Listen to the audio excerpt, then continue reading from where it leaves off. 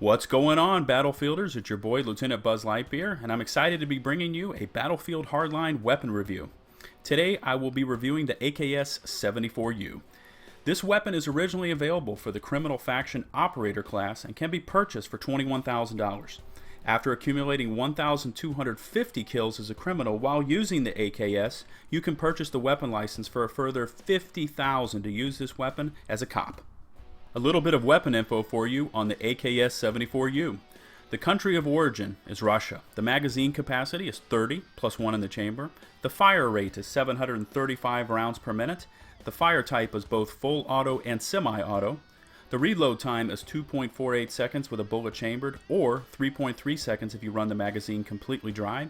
And the damage for the AKS-74U is 28 hit points of damage per bullet at 12 meters and trails down to a minimum of 14 hit points of damage per bullet at a maximum of 32 meters.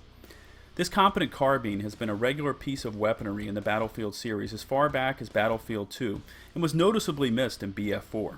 This latest version of the AKS sports a slightly higher fire rate than its BF3 ancestor, as Visceral has ramped up the RPM from 650 rounds per minute to a slightly higher fire rate of 735.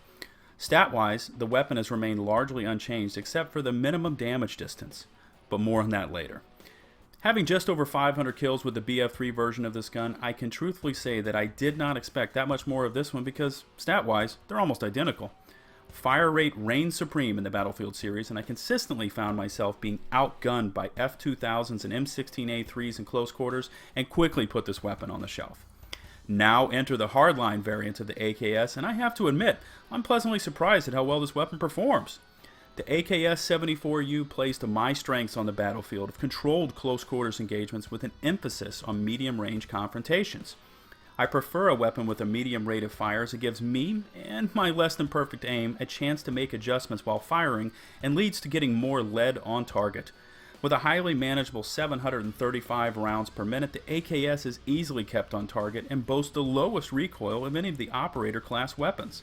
Maps with medium range engagements and open sight lines play to the strengths of this weapon, as kills will come quickly and consistently. In addition, the AKS-74U has the best hip-fire accuracy of the operator class weapons, and I highly recommend using this attribute to your advantage. This gun is a hip-firing death ray, and in many cases is a waste of time to aim down the sights, especially in close quarters engagements. With all of this praise, you would think that the AKS-74U is an absolute beast of a weapon, and it is, in the right circumstances and conditions. The muzzle velocity of this weapon is quite low, and with any moving target, I find myself having to lead the enemy more than I expect, even at medium distances. Perhaps it is the custom-made ammunition of a 5.45 by 39mm round that creates this low bullet speed and even more troubling immediate damage to distance drop-off. You will find yourself dropping round after round into an enemy at anything past medium distances, and it will take you roughly 7 shots to drop your opponent, excluding you getting a headshot at anything past 32 meters. You clearly need to keep your engagements at about 30 feet and in to be doing maximum damage. But this brings you into the effective kill zone of many weapons in Battlefield Hardline. In addition, the reload mechanics of the 74U are awkward, to say the least. If you run the magazine dry, your character has to replace the magazine and then reach underneath the weapon from left to right and prime the action of this rifle. This extra animation has led to me dying in combat more than one time, and I would recommend equipping a competent fast-firing sidearm just in case you find yourself with an empty magazine and facing a lengthy reload. My preferred setup for the 74U is the PKAS one-time zoom scope, laser sight, heavy barrel, and stubby grip. I found that a scope with anything more than one-time zoom is overkill, as you don't want to be engaging enemies at anything past 12 to 20 meters. In addition, the heavy barrel is a must, as anything that can slightly decrease the damage drop-off and increase the maximum damage range is of the utmost importance. I would highly recommend staying away from the suppressor as well, as it further increases the weapon's damage drop-off rate and increases your chances of getting wrecked in close quarters combat.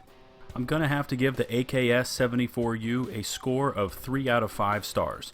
Careful manipulation of your surroundings will lead to decent gameplays, but there are many other weapons that will outgun you both at close and long ranges. Alright guys, that's going to wrap up my first Battlefield Hardline weapon review, and I hope you guys enjoyed it. As always, I'm interested to know what you think of this weapon, so leave me a comment and tell me what you would rate it and why. Also, if you could rate the video with a like or dislike, I would appreciate it. If you are interested to see what I think of other weapons in Battlefield Hardline, check the description for a link that will take you to the entire playlist. Thanks for watching, and as always, likes, comments, subs, or love. This is your boy Buzz. Until my next weapon review, peace out.